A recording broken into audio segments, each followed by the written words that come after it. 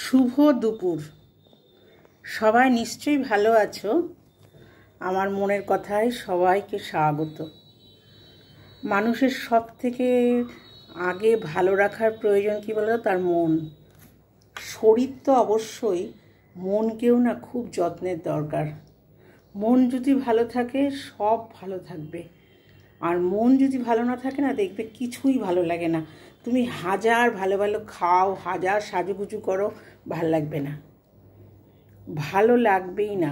তা আমার না ভালো থাকার একটা বড় হচ্ছে সাজুগুজু করা। খুব বেশি না, মোটামুটি একটু ফিটফাট থাকলে মনটা খুব ভালো থাকে।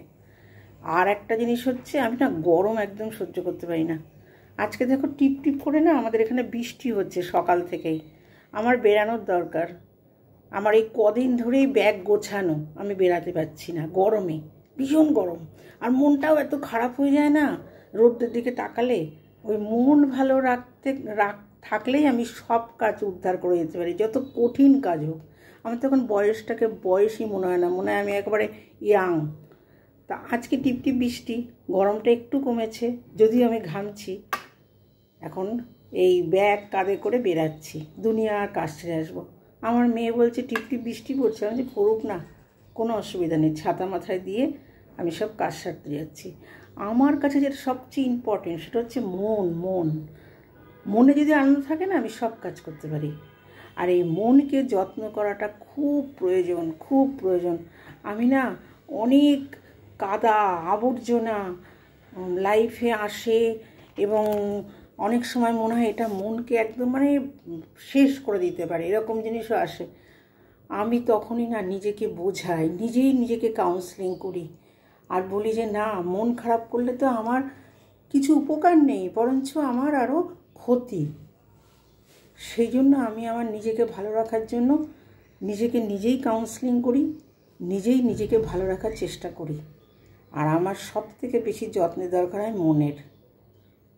এই মনটাকে চাঙ্গা করার জন্য একটু গান শুনে নিলাম। হেমন্ত মুখার্জির রবীন্দ্রসঙ্গীত শুনছিলাম এতক্ষণ বসে। হেমন্ত মুখার্জি পরশুদিন বোধহয় জন্মদিন ছিল ওনার। একজন কি বলবো, তুলনা নেই। যেমনি সুরকার, তেমনি গীতিকার, তেমনি তার গানের গলা অসাধারণ। যে রবীন্দ্রনাথের একটা গান আছে না, বাদল দিনেরও প্রথম কদম ফুল, আমার ওনার গলায় সবচেয়ে বেস্ট লাগে গানটা। যত শিল্পীর গলায় শুনেছি সবাই খুব ভালো গায়, কিন্তু আমার হেমন্ত মুখার্জি বলছি, হেমন্ত বাবু, যাই হোক, ওনাকে সম্বোধন করতে চাই। ওই যে বাদল দিনেরও প্রথম কদম ফুল করেছ দান। সত্যি বর্ষাকালে কিন্তু কদম ফুল গাছে ভীষণ সুন্দর সুন্দর ফুল ফোটে, এটা দেখেই বোধহয় রবীন্দ্রনাথ ঠাকুর লিখেছিলেন। আর সেই গানটা সুন্দর হয়ে উঠেছে, সুন্দর থেকে সুন্দরতম হয়েছে হেমন্ত মুখার্জির গলায়। এতক্ষণ বসে বসে গানটা শুনে মনটাকে খুব চাঙ্গা করলাম। বৃষ্টি পড়ুক যাই পড়ুক, আমাকে যেতেই হবে। মনের যত্ন, আমার তো মনে হয় এই শরীরের থেকেও মনের যত্নটা আগে দরকার, তাহলে শরীর আপনার সে ভালো হয়ে যাবে। যাক, অনেক কথা বলে ফেললাম, এখন বেরাবো। তোমরা সবাই আমার ভিডিওটা দেখো। যদি মনে হয় যে ভালো লাগছে বা ভালো লাগলো, তাহলে একটা লাইক করে দিও, আর যারা সাবস্ক্রাইব করোনি তারা করে দিও। আর সবাই আমার সঙ্গে থেকো, ভালো থেকো, সুস্থ থেকো, সজাগ থেকো। রাখছি, হ্যাঁ।